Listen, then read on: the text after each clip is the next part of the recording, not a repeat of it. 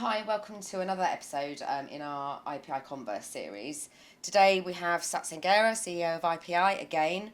We're just going to talk about all things innovation.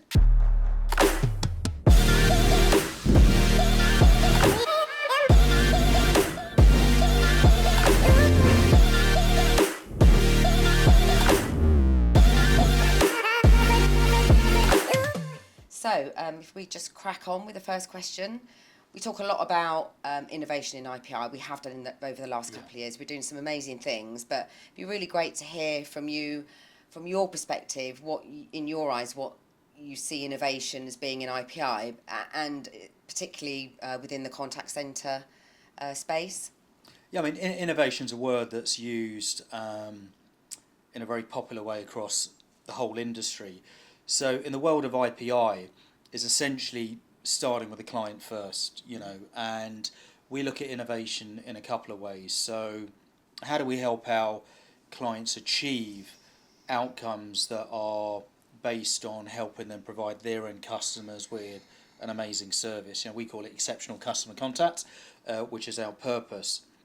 Now, sort of unwinding that back, there will be innovation around technology solutions, which means we might be innovating and creating things, which we are doing at the moment. It may be that we reimagine the way we develop and package up our services. So we're still very much a people-based company in terms of offering and providing services to our clients. So we're constantly encouraging our people to come up with new ways of delivering services to our clients.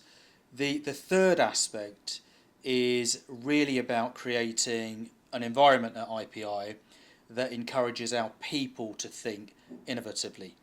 Can we do things differently to serve our clients better? Can we do things differently to serve and support each other better? So that's a way that I broadly think about innovation within the world of IPI. Thanks for that, Sat. So I'd be really interested to hear why innovation is personally important to you, and how it's influenced the development of our key services and solutions. I mean, personally, I love to learn, and I think as an individual, I'm always pushing myself to learn new things, to challenge myself to do things differently. And I think, look, we work in an industry that's highly competitive. We work in an industry that's highly exciting, and we're in an industry where clients are forcing us to change and adapt so we can bring them innovative solutions. So I think, if you combine all those things together, as an organisation, I firstly encourage everybody to come forward with ideas that will help us on that journey of adaptation and being ahead of the competition and thinking about new ways in which we can improve services. So I think, look, innovation's a word that is loosely used, and quite frankly, it's to make it real, we have to really think through outcomes that clients are looking to achieve. We've got to think through things that exist today in the marketplace, but constantly trying to reimagine how we can do things differently. But doing things differently to impact the client, not doing things differently for the sake of doing things differently. Yeah.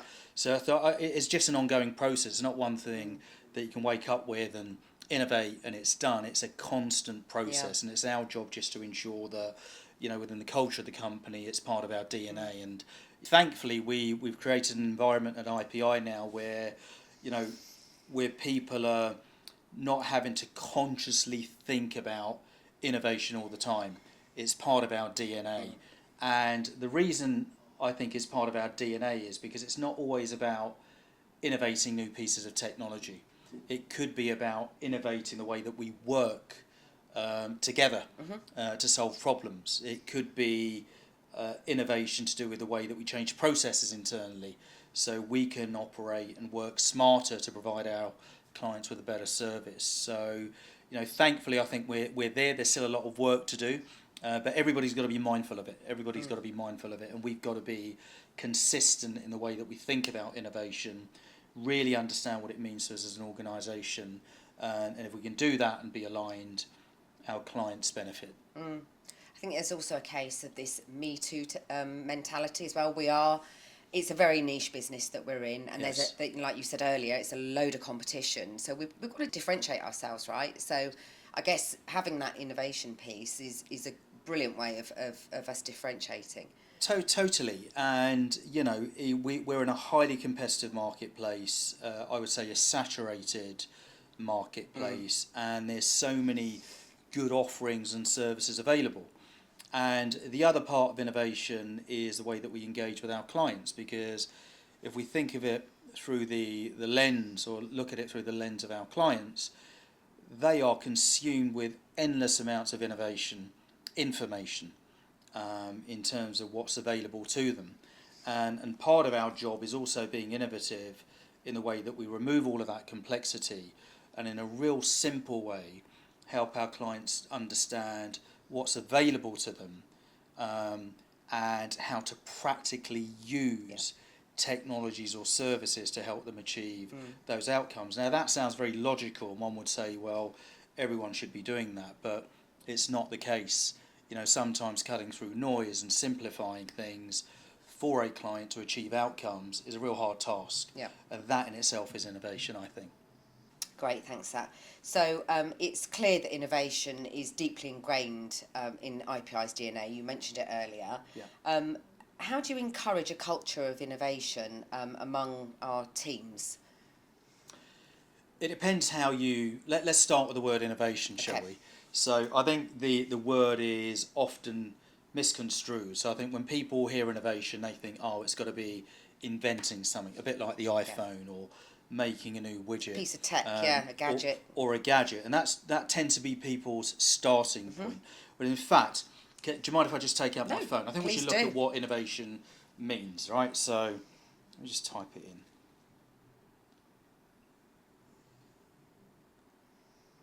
Okay, so the Collins Dictionary. Yep. Its description against innovation is: innovation is the introduction of new ideas, methods, or things. So it's not always necessarily about inventing things. Yep. So the way that we think about it at IPI from building a culture of innovation is all about producing or creating an environment where people can express themselves, because ideas come from people. And the way that I look at it simplistically is the more ideas that you have flowing through an organisation from your people will provide you with ample opportunity to innovate in different ways. So it could be innovation of technology, and we've done that recently, over the last couple of years, with some real interesting bits of innovation that are now being sold globally. We have been very innovative in looking at the way we've streamlined our processes within the business to serve our clients better. We've been very innovative in the way that we market to clients and new prospects, and some of the events that we're running. So innovation comes in all different guises. So when we then look at a culture of innovation, what do we mean by culture? So in our world, it's having an environment that encourages people to be the best versions of themselves at work, to express themselves freely. Now, to express yourself freely means that you're giving yourself the ability or the room to be creative. And if you put all of those things, into a bucket, what you'll have is this constant churning out of ideas, new ways of doing things. Then what we have to do is sort of say, well, that's happening within our four walls or within IPI. How do we now relate that to the outside world in terms of the clients that we support and partner with, partners that we work with, so we have third-party partners that we work with, and new prospects that we're trying to engage. And what you'll find is your messaging will be interesting because it will be very different, and we're challenging the status quo.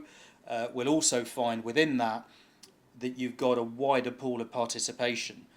So it's not just falling out the leadership meeting. In fact, some of the best bits of innovation or ideas that we've had improving IPI has come from our people who may not be as part of that leadership team. Yeah. And I guess, we give, or you, the leadership team, give a really good platform to our people to enable multiple platforms in Sure. IPI actually, to enable them to give that information, the feedback. And you've also got the Innovate programme, haven't you? Tell us a bit about that. Exactly that. So we have the people forum to start with, which is an internal forum where essentially some of us sort of go across all the offices once a quarter and just have a forum for people to feedback what we're doing well. There's an old saying, isn't there? Success leaves clues. So how do we explore what we do very well and replicate that? And then it's an honest feedback session around things that we are probably not doing so well, and how do we collectively try and fix things through ideas. So that's an opportunity for people to turn up and share their ideas. But of course, outside of the IP Innovate event, people can just call us up or capture us in the office. But the forum makes it real. It gets people thinking about it. We then have IPI Innovate, which are our client events, and an amazing opportunity for our clients to turn up and provide us with feedback around what we're doing well, new ideas or things that we should be thinking about to serve them better. We have technical forums that we run, because it's always good. At the end of the day, we provide technology solutions and services, so it's also good to get feedback around the technology that we're providing. And there's a whole host of things that we do outside of that in terms of company events, other quarterly forums, surveys that go out weekly. So we put a lot of effort consciously into listening to our people. And I think, it's common sense. If you have a listening environment where people feel like they're being heard, you'll naturally encourage a culture of innovation.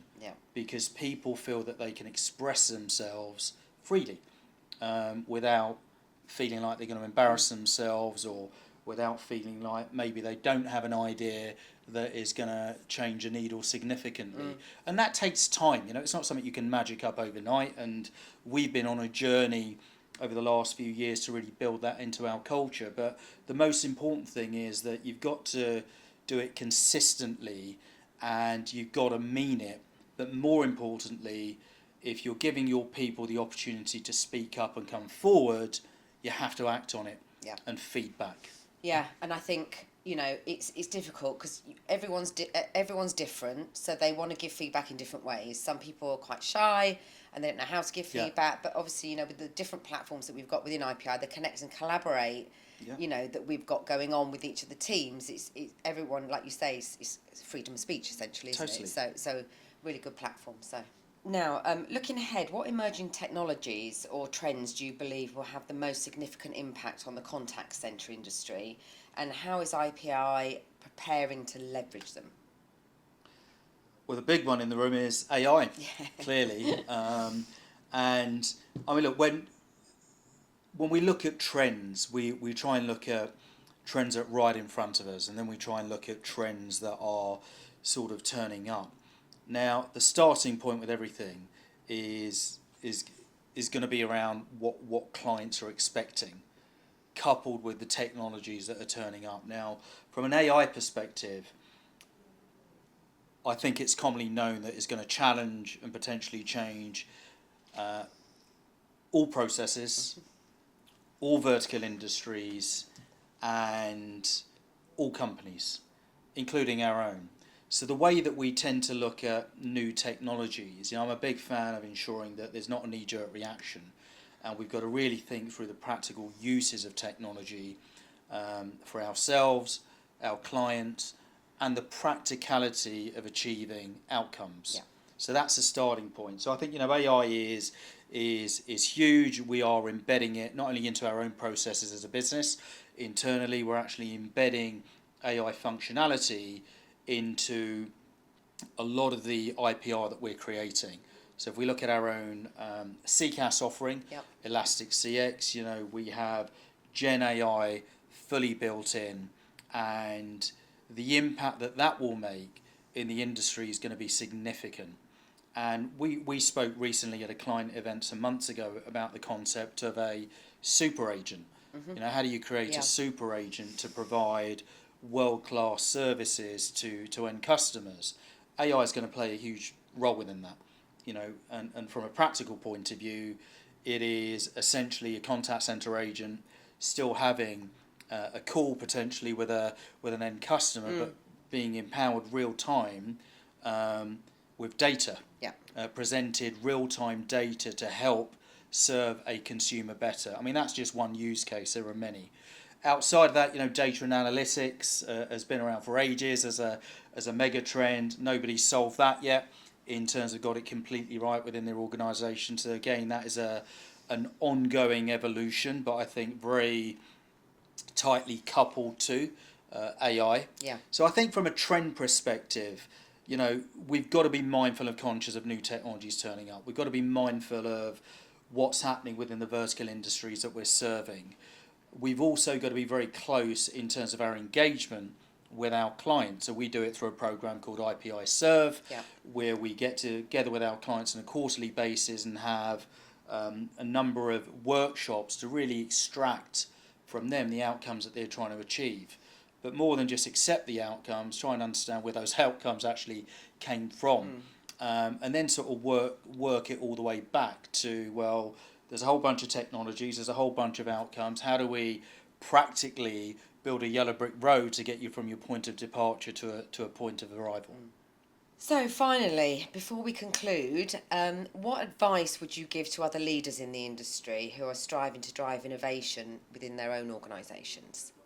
I think look, when it comes to innovation, the first thing that is very apparent, you know, speaking from experience, is you've just got to be open to learning all the time. You know, the world moves so quickly now, especially in terms of technology and its innovation. I've sort of said, you know, I've probably seen more change and advancement in technology over the last 2 years than perhaps we have done over the last 20. Yeah. You know, you got Elon Musk sending rockets up into space and reversing them back and landing perfectly. I mean, that was probably not even a thought even a decade ago, let alone 2 decades ago. So technology is really advancing. I think the clients that we work with across all industries are also challenging themselves to become more innovative. So their reliance on partners like ourselves and others means that we've really got to be ahead of the curve in terms of fast tracking our thinking.